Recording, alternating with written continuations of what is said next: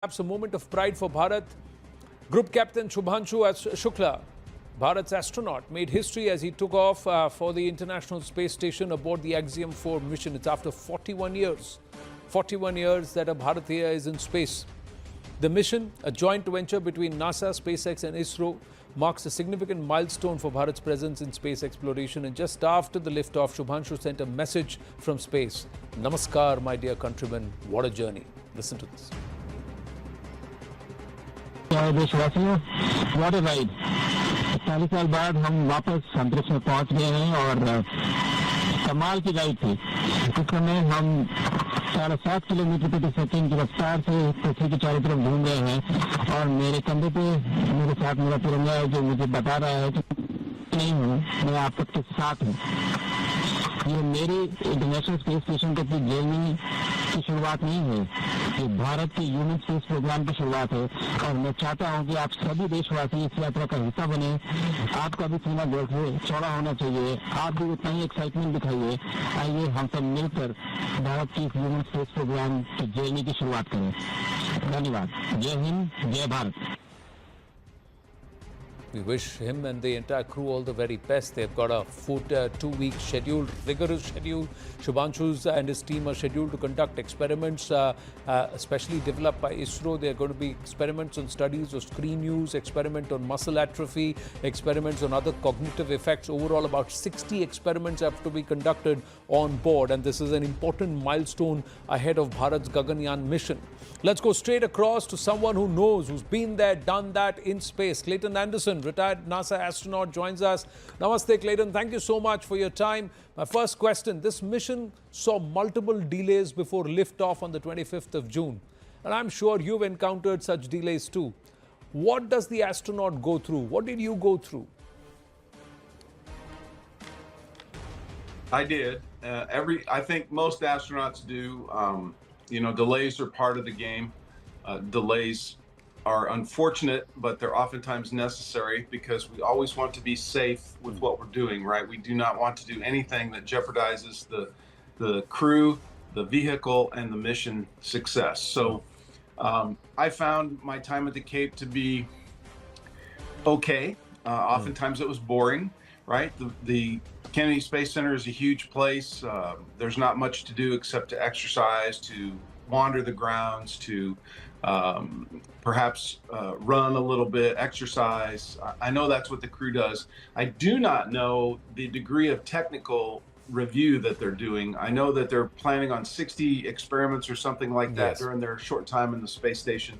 And so it's possible that they're making notes, that they're reviewing their previous notes, that maybe even trainers are there to help refresh them on what they're going to do. That helps to pass the time. And of course, they always take the opportunity to speak with family and friends. They're relatively limited being in quarantine as to how close or how intimate they can be with their family members. So that's always kind of a strain, at least it was for me, because I had very young kids at the time, and the inability to reach out and hug them and touch them and kiss them and all that good stuff made it kind of difficult. But they're only going to be up for a couple weeks, so I was scheduled to be up for 5 months, so it was a little different. Well, there is that time lag is different, but let's hope they come back soon. Your advice to Shubhanshu, because it's a big mission for Bharat. This is a precursor to our Gaganyaan. Well, I think he wouldn't be there if he wasn't qualified. I'm sure he's an incredible human being.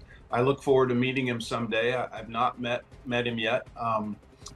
I would tell him to just relax. I would tell him to trust the training, trust the process, learn from Peggy Whitson.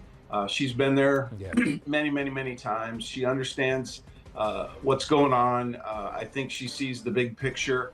And I would encourage him to look at that big picture, to not get so absorbed into the details that he forgets to step back and view it, because he has a role that no one in India has ever had. He is the person. He is the pilot of the SpaceX Crew Dragon. He is quote unquote second in command in that vehicle. But people are looking to him, and you're looking to expand your space program. And so this is really cool time for him.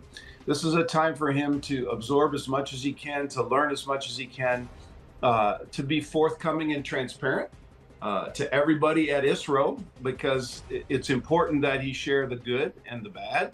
But I think he's very excited. I can almost guarantee he's hugely excited, right?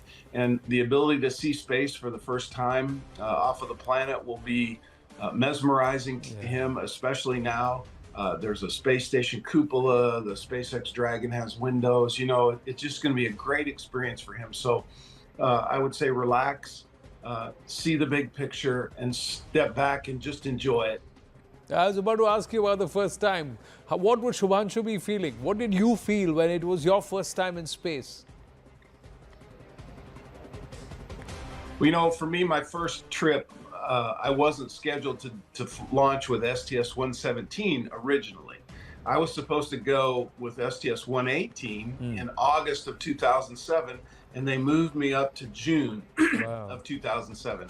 So I was with a crew that I hadn't trained with very much. I felt very much an outsider. A quick example, the crew went for a crew run at the Kennedy Space Center. They all got up and they went for a run, but they didn't invite me.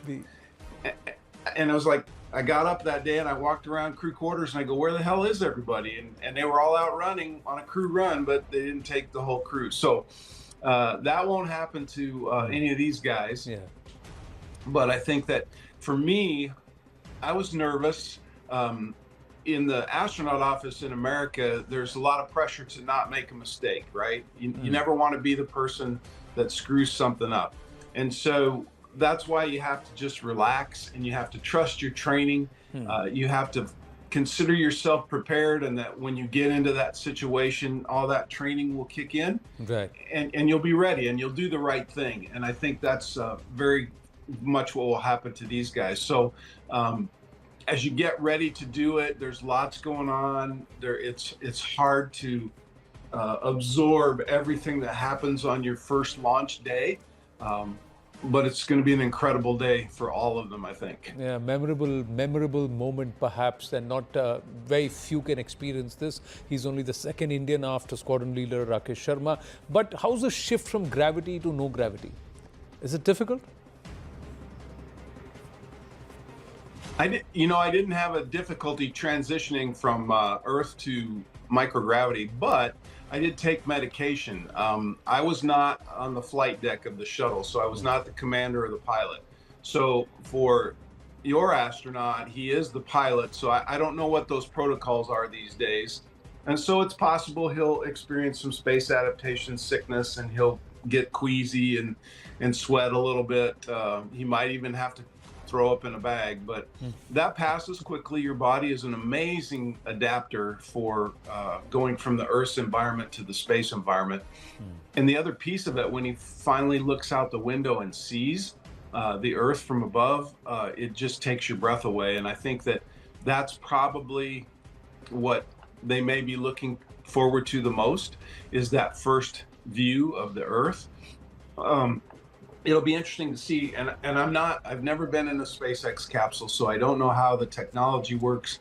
I know it's much different from the shuttle era that we flew back in the 2007 timeframe, but it's so automated, it's so computer driven, and it's very sophisticated. And so I'm hoping they'll have some time to look out the window and enjoy that view, because you're going to get right into the work role. You're going to get right into the, I got to do this, and then I got to do this, and then I got to do this.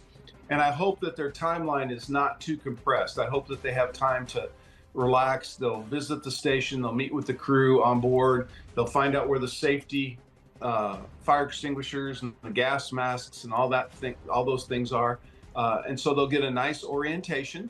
But then they'll actually, probably get right to work, because if they've got 60 experiments, they've got a lot of setup to do to be able to gather that data over a short time period in space. So I was a little nervous, but when I first got to space and I was able to not be sick, I was able to help. I was able to contribute and work. Wow. And I think that was an important part, is you get thrust into the work environment.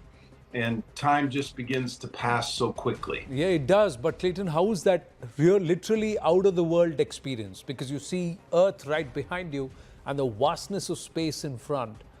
What does it make you feel?